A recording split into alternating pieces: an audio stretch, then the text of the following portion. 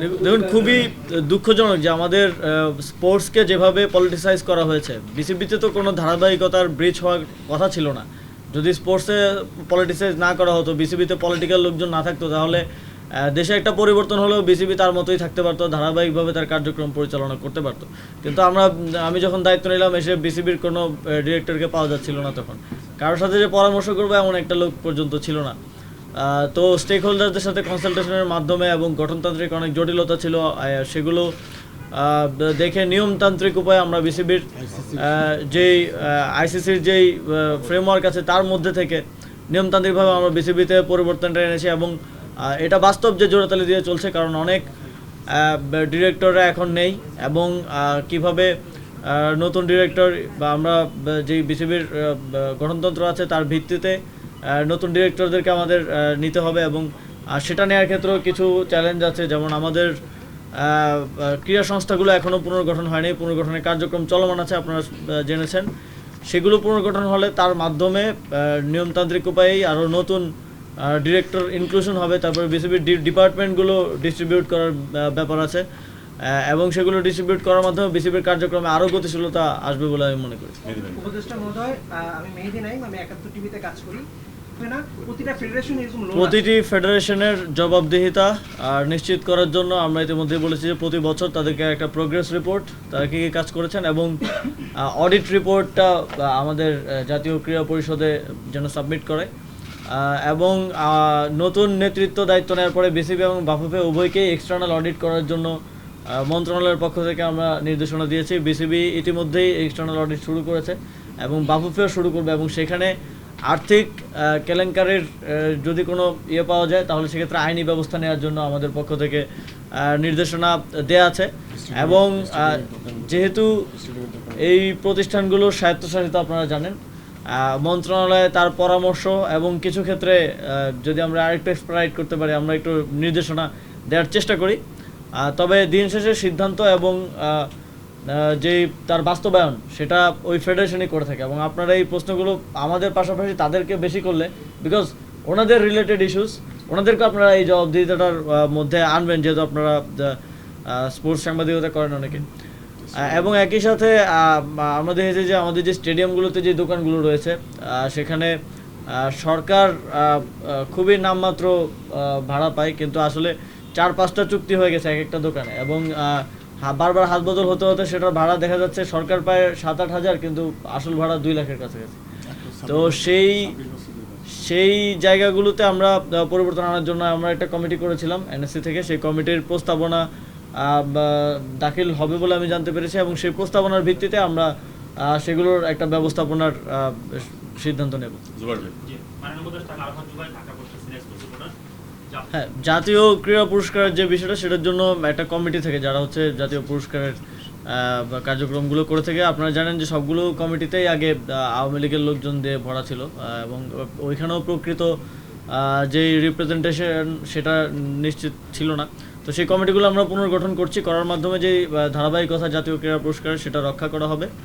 এবং স্টেডিয়ামগুলো আসলে সরকারের, এবং এগুলো আমরা কিছু বিসিবিকে দেয়া আছে ব্যবহারের জন্য। তো ক্রীড়ার ক্ষেত্রে আমরা মনে করি যে যার যেটা কাজ তার সেটা বাস্তবায়ন করা উচিত। আমাদের কাজ হচ্ছে এই স্পোর্টস ইনফ্রাস্ট্রাকচারগুলো খেলার উপযোগী করে, স্পোর্টসের ব্যবহার উপযোগী করে ফেডারেশন কিংবা বোর্ডগুলোকে দেয়া, এবং এই কাজটা, এই দায়িত্বটা আমরা আমাদের দিক থেকে পালন করতে চাই। আমাদের দিক থেকে আমরা আমাদের কোনো দায়িত্ব অবহেলা করতে চাই না। এবং যেই জবাবদিহিতার কথাটা আপনি বললেন, আমাদের সময় আমরা বারবারই বলছি যে জবাবদিহিতা নিশ্চিত করা হবে। এবং যদি এই ধরনের কিছু থেকে থাকে, বিসিবি কিংবা বাফুফে কিংবা অন্যান্য সকল ফেডারেশনের সাথে আমরা সে বিষয়ে খুব দ্রুতই ব্যবস্থা নেব। আচ্ছা, আমাদের শ্রম ও কর্মসংস্থান মন্ত্রণালয় বিষয়ক, যদিও এখন আমি সেই মন্ত্রণালয়ের, স্পোর্টস এমন একটা জিনিস, বাংলাদেশের মানুষ অনেক বেশি স্পোর্টস পছন্দ করে, এবং স্পোর্টস এমন একটা জিনিস যেখানে আমরা দলমত নির্বিশেষে সবাই এক জায়গায় আসতে পারি, এবং সবার সেটার দিকে বিশেষ দৃষ্টি থাকে। যেমন গতকালকে মালদ্বীপের সাথে যখন আমরা জিতলাম, যে দেশের মানুষের সবার একটা উৎসবমুখর পরিস্থিতি তৈরি হয়।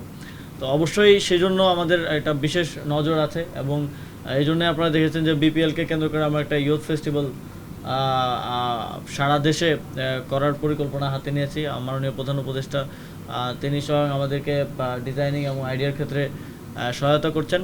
এবং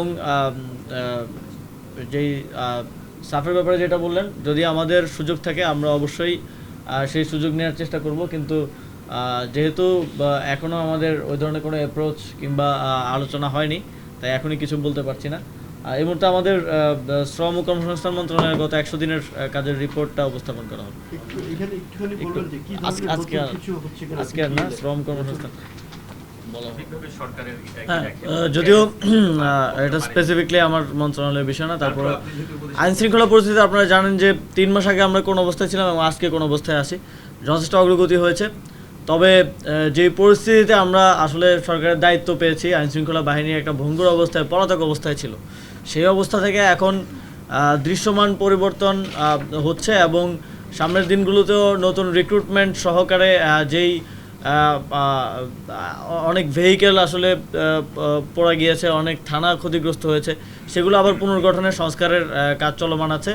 এবং দ্রব্যমূল্যের বিষয়ে আসলে সিন্ডিকেট একটা বড় সমস্যা, এবং আপনারা জানেন যে এখন ডেডিকেটেডলি আমাদের বাণিজ্য মন্ত্রণালয়ে একজন নতুন উপদেষ্টা নিয়োগ পেয়েছেন এবং তিনি খুব ক্লোজলি বিষয়গুলো দেখছেন এবং 1 by 1 যে বিষয়গুলো, যেমন আলুর দাম বেড়ে গিয়েছে, আবার শাকসবজির দাম বাড়ছে, যদিও আমাদের সাপ্লাই বেড়েছে তারপরেও দাম বাড়ছে, তো সেইগুলো তিনি খুব ক্লোজলি মনিটর করছেন। এবং আমাদের যেই টাস্ক ফোর্স ছিল, সেই টাস্ক ফোর্স কিন্তু এখনও কাজ করে যাচ্ছে, প্রতিদিনই বিভিন্ন জায়গায় তারা জরিমানা করছেন এবং মনিটর করছেন। এবং আমরাও সরাসরি কৃষক থেকে ভোক্তা পর্যন্ত যেন পণ্য পৌঁছে দেওয়া যায়, সেই জন্য বিভিন্ন ফসল.com সহ বিভিন্ন উদ্যোক্তাদেরকে সাপোর্ট দিচ্ছি। এবং কৃষি বাজার, প্রত্যেকটি বাজারের একটি কর্নারে যে কৃষি বাজার করার একটা উদ্যোগ নেওয়া হয়েছে, সেটা বাস্তবায়নের পথে আছে। এবং টিসিবির কার্যক্রম সক্রিয় করা হয়েছে এবং বৃদ্ধি করা হয়েছে। তো আশা করি এই সমস্যাগুলো আমরা সমাধান করতে পারবো। পরিশেষে আপনাদের সবাইকে বিশেষভাবে ধন্যবাদ জানাতে চাই, খুব ধৈর্য ধরে আমাদের আজকের 100 দিনের রিপোর্টটি শোনার জন্য। এবং আরেকটা জিনিস আমি একটু বলতে চাই, যখন উপদেষ্টা পরিষদে ছাত্র প্রতিনিধি হিসেবে আমাদের ইনক্লুশনটা হয়, অনেক ধরনের কনফিউশন ছিল যে সদ্য গ্র্যাজুয়েট হয়ে আমরা আসলে কতটুকু মন্ত্রণালয় কিংবা গভর্নমেন্ট মেশিনারিজ রান করতে পারবো। আমাদের জন্য একটা চ্যালেঞ্জ ছিল এবং চ্যালেঞ্জ এখনও আছে। আমাদের জন্য শুধু চ্যালেঞ্জটা নিজেকে প্রমাণ করার নয়, আমাদের জন্য চ্যালেঞ্জটা এই জেনারেশনকে প্রমাণ করার জন্য যে আমাদের এই তরুণ প্রজন্ম, আমরা শুধুমাত্র ডিস্ট্রাকটিভ ওয়েতে গিয়ে একটা ফ্যাসিস্ট সরকারের পতন করতে পারি না, আমরা কনস্ট্রাকটিভ ওয়েতে দেশ পুনর্গঠনেও কাজ করতে পারি এবং আমরা দেশকে পলিসি লেভেলে কিছু ভালো উপহার দিতে পারি। এবং আমাদের মন্ত্রণালয়ে আমরা সেই কাজের মাধ্যমে আসলে এটা প্রমাণ করতে চাই যে আমাদের প্রজন্মের যারা আছে, আপনারা জানেন প্রাইভেট সেক্টরে আমাদের প্রজন্ম খুব ভালো করছে, কারণ সেখানে পরিবর্তনটা খুব দ্রুত হয়, সেখানে আসলে অ্যাডাপ্টেশনটা খুব দ্রুত হয়, সেখানে যে যোগ্য তাকেই আসলে নিয়ে আসা হয়। কিন্তু পাবলিক সেক্টরে অনেক হায়ারার্কি আছে, অনেক সময় যায়, সেজন্য আসলে তরুণদের অংশগ্রহণটা খুব কম। তবে আমরা এটা আরও বিভিন্ন ক্ষেত্রে, বিভিন্ন পর্যায়ে তরুণদের অংশগ্রহণটা নিশ্চিত করার জন্য কাজ করছি, আপনারা দেখেছেন, আরও সামনের দিনে কাজ করব। এবং এটা একটা সুযোগ তরুণ প্রজন্মের নিজেদেরকে প্রমাণ করা, বিভিন্ন সেক্টরে বিভিন্ন পর্যায়ে কাজ করার মধ্য দিয়ে। সেই সুযোগটা যেমন আমাদের জায়গা থেকে আমরা এটা করার চেষ্টা করছি এবং তরুণ প্রজন্মের সবাই সেটা করার চেষ্টা করবেন যার যার জায়গা থেকে। সেই আহ্বানটা জানিয়ে আজকের মতো এখানে শেষ করছি। আপনাদের সবাইকে ধন্যবাদ। আমাদের প্রেজেন্টেশনটা কি আপনারা পেয়েছেন? এটা পৌঁছে দিন, সবাইকে।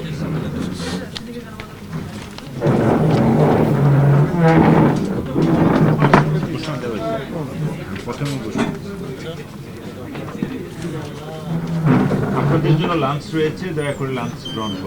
আমরা আসলে একটা টিম হিসেবে কাজ করছি, তো আমি আমার দায়িত্বে থাকা যেই দুটি মন্ত্রণালয়, সেই দুটো মন্ত্রণালয়ের বিষয়গুলো আপনাদেরকে জানালাম। এবং সার্বিকভাবে রাষ্ট্র সংস্কার এবং দেশ পুনর্গঠনে আপনারা জানেন 10টি কমিশন গঠন করা হয়েছে এবং কমিশনগুলোর সাথে প্রায় নিয়মিতই আমাদের মাননীয় প্রধান উপদেষ্টা সহ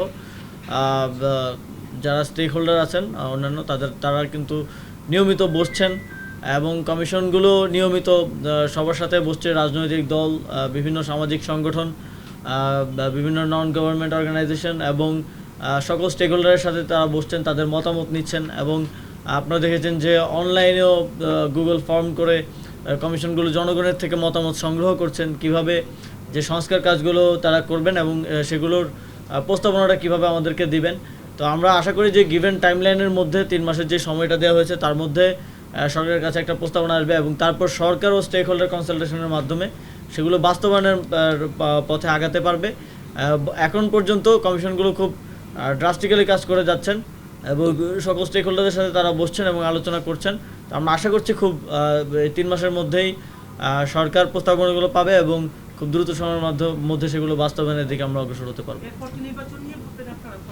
আমার মনে হয় যে শ্রম রিলেটেড কোশ্চেনটা করলে ভালো হয়। ইয়াসমিন সবসময় কি কোশ্চেন করে, এটা তো অবভিয়াস, সংস্কারের পরে নির্বাচন, এটা তো আমরা বারবার বলছি। একজনে একটা কোশ্চেন করা, সেটা একটা 3-4-5টা কোশ্চেন দেওয়া যায়। আর কারো কোনো প্রশ্ন থাকলে বিশেষ করে আইন শৃঙ্খলা আর বাজার ব্যবস্থা আমার মনে হয় শ্রম রিলেটেড কোশ্চেন করে।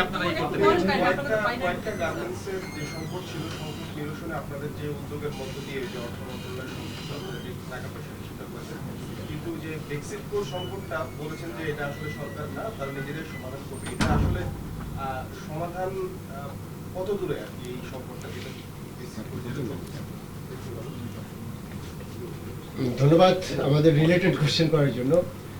বেক্সিমকো প্রতি মাসে 82 কোটি টাকা আপনার স্যালারি দিতে হয়।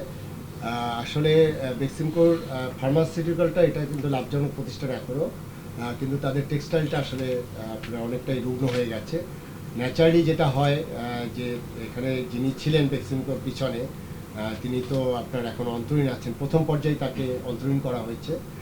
সেখানে ন্যাচারালি তাদের আসলে কোনো ব্যাংক মানে যেটা হচ্ছে যে অনেকগুলো ব্যাংক কিন্তু তাদের কারণে খুবই একদম মানে খাদের কিনারে দাঁড়িয়েছে এবং বিশেষ করে জনতা ব্যাংক একটি তাদের বড় আর কি জায়গা, সেখানে জনতা ব্যাংক থেকেই কিন্তু দেওয়ার কথা এবং আমরা গত 2 মাসে 82 কোটি টাকা করে 2 মাসে কিন্তু প্রায় 164 কোটি টাকা দেওয়া হয়েছে। এই মাসে আসলে 62 কোটি টাকা দেওয়ার কথা জনতা ব্যাংক থেকেই। মূলত যেটি হয়েছে যে ব্যাংকের সাথে তাদের যে অ্যারেঞ্জমেন্ট সেই জায়গায় একটু ঘাটতি আছে, কারণ দেখা গেল যে তাদের এক্সপোর্টের পরে তাদের ওখানে যে টাকাটা ঢুকছে, ব্যাংক যেটা হয় কি যে তাদের তো আসলে অনেক ব্যাকলগ আছে, তাই এখন সেটা ওখান থেকে সে এটা দিবে নাকি আপনার তাদের এই ব্যাকলগগুলো আপনার অ্যাডজাস্ট করবে, এটা নিয়ে কথা হচ্ছে এবং এটা নিয়ে কিন্তু সার্বক্ষণিক আমাদের 4-5 জন আমাদের উপদেষ্টা সহ প্রায় আমাদের প্রভাবশালী আরও 4-5 জন উপদেষ্টা এটা খুবই ক্লোজলি মনিটর করছে। এবং আমি যেটা বললাম যে আজকে সকালে চিফ অ্যাডভাইজার মহোদয় স্যারের ওখানে আপনার কয়েকজন উপদেষ্টা মহোদয়রা ছিলেন এবং ওখান থেকে আমাকে মেসেজ দেওয়া হয়েছে আমি কিছুক্ষণ পরে বাণিজ্য উপদেষ্টা মহোদয় এবং ফাইন্যান্স অ্যাডভাইজার স্যারের সাথে বসবো। আমি গতকাল রাতেও একটি প্রোগ্রামে ছিলাম, সেখানে আমি গভর্নর মহোদয়ের সাথে দেখা হয়েছে এবং ওনারা যেটা আমাকে আশ্বস্ত করেছেন যে এই জিনিসটা সলভ হয়ে যাবে। তবে অ্যাডমিনিস্ট্রেটর যখন পুরোপুরি এটা নিবে এবং আমাদের বাংলাদেশ ব্যাংকের একজন এক্সিকিউটিভ ডাইরেক্টরকে অ্যাডমিনিস্ট্রেটর করা হয়েছে, এটি টেক অফ করলে অ্যাকচুয়ালি এই সলভটা প্রবলেমটা হবে। আর বেক্সিমকোর জন্য যেটা প্রবলেমটা কি যে তাদের আসলে এত বড় দেনা, এটা আসলে সরকারের পক্ষে এই দায় দেনা আমরা ছোট ছোট যেগুলো আছে যে প্রতিষ্ঠানগুলোর সমস্যা আছে আমরা শুধু সেগুলোই অ্যাডজাস্ট করছি। আশা করছি যে বেক্সিমকোর বিষয়টা সলভ হবে। Thank you.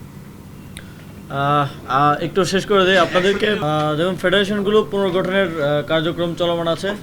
সার্চ কমিটি এর দায়িত্ব হচ্ছে আমাদেরকে প্রস্তাবনা দেয়া। সার্চ কমিটি ওই ক্রীড়া সংশ্লিষ্ট সাবেক ফেডারেশনের কমিটি এবং ওই ক্রীড়া সংশ্লিষ্ট আরও যারা আছেন খেলোয়াড়দের সাথে কথা বলার মাধ্যমে সব স্টেক হোল্ডারদের সাথে কনসালটেশনের মাধ্যমে আমাদেরকে মন্ত্রণালয়কে একটা এনএসসিকে একটা প্রস্তাবনা দিয়েছে এবং আমরা সেটা আরও ফার্দার আমাদের দিক থেকে স্কাউটিং করার মাধ্যমে সেটার একটা চূড়ান্ত 9টা কমিটি ঘোষণা করেছি।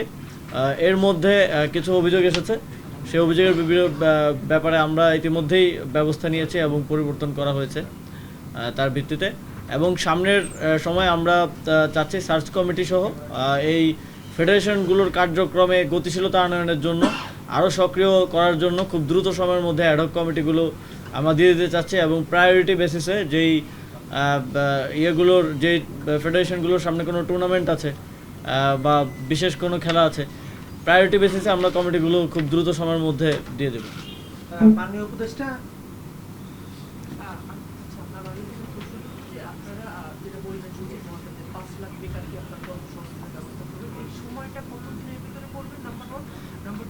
এখন বেকারের সংখ্যাটা কত আছে আর যেটা ৮৬,২৭৭ জনকে আপনারা কর্মসংস্থান কোথায় করেছেন, এখন বেকারের সংখ্যা? এখন বাংলাদেশে বেকারের সংখ্যা প্রায় 1.8 মিলিয়ন এবং গ্র্যাজুয়েট বেকারের সংখ্যাটা আমরা পেয়েছি 25 থেকে 26 লক্ষ এবং আমরা 5 লক্ষ বলেছি 2 বছরের মধ্যে সরকারিভাবে, সরকারি খাতে না, সরকারিভাবে সবাই তো রেভিনিউ খাতে না, সরকারের বিভিন্ন প্রশিক্ষণ কার্যক্রমের মাধ্যমে এবং সরকারের বিভিন্ন প্রকল্পতে অনেকের কর্মসংস্থান নিশ্চিত করা হয়। তো আমরা 5 লক্ষ 2 বছরের একটা লক্ষ্যমাত্রা নির্ধারণ করেছি, কিন্তু আমরা আশা করছি যে আমরা এর থেকে বেশি করতে পারবো এবং ভবিষ্যতে যাতে এই সংখ্যাটা আরও বৃদ্ধি করা যায় সেজন্য আমরা আরও কিছু ব্যবস্থা নেব। কিছু প্ল্যাটফর্ম আমরা যুব উন্নয়ন অধিদপ্তরে তৈরি করার পরিকল্পনা হাতে নিচ্ছি এবং এখানে খাতগুলো বলা হয়েছে যে রেভিনিউ খাতে ২,৪৬৮ জন হচ্ছে গত 100 দিনে কর্মসংস্থান সৃষ্টি হয়েছে এবং নন রেভিনিউ খাতে আমাদের বিভিন্ন ট্রেনিংয়ের মাধ্যমে যুব ক্রীড়া মন্ত্রণালয়ের যুব উন্নয়ন অধিদপ্তরের বিভিন্ন ট্রেনিংয়ের মাধ্যমে ৫৯,২৯৬ জন কর্মসংস্থানে সাথে যুক্ত হয়েছে। আপনারা জানেন আমাদের ফ্রিল্যান্সার ট্রেনিং আছে, সেখান থেকে প্রশিক্ষণ নিয়ে ফ্রিল্যান্সাররা অর্থ উপার্জন করছেন। ড্রাইভিং ট্রেনিং আছে, তারপরে ট্রাফিকের আমরা যে সচেতনতা ট্রেনিং দিলাম তারপরেও সেখান থেকে কর্মসংস্থান হচ্ছে এবং অন্যান্য মন্ত্রণালয়ের তালিকাগুলো, পূর্ণাঙ্গ তালিকাগুলো আমরা এখানে পাইনি। এখানে প্রায় 6টা মন্ত্রণালয়ের তালিকা আছে।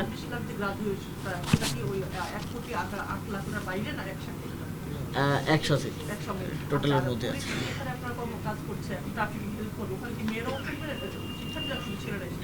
না, ট্রাফিকে ছেলে মেয়ে উভয় শিক্ষার্থীরাই আছে, তারা কাজ করছে এবং সেখানে আমাদের লক্ষ্যমাত্রা ছিল 700 জন। তার মধ্যে ইতিমধ্যেই কাজে যুক্ত হয়ে গেছে 214 জনের মতো।